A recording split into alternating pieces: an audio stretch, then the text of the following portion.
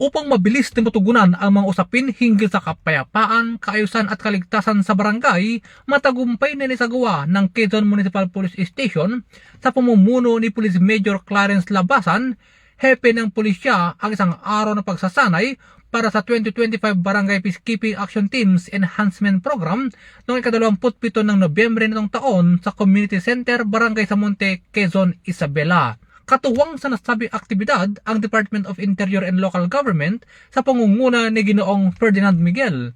Ang pagsasanay ay nilahukan ng humigit kumulang 150 mga barangay peacekeeping action teams at force multipliers mula sa 15 barangay ng nasabing munisipalidad.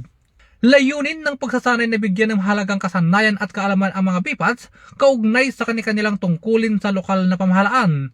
Kabilang dito ang pamamaraan ng pag-aresto at tamang paggamit ng posas na tinalakay ng kapulisan ng Quezon, Isabela, pagtugon sa mga emerhensiyang may kinalaman sa sunog na ibinahagi ng Bureau of Fire and Protection at pagbibigay ng basic life support na tinalakay ng Municipal Disaster Risk Reduction Management Office.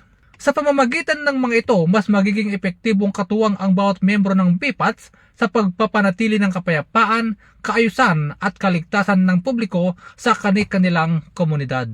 Mula dito sa Lambak ng Cagayan, ako ang inyong PNN correspondent, Police Corporal Diab, alagad ng batas, tagataguyod ng Balitang Pulis.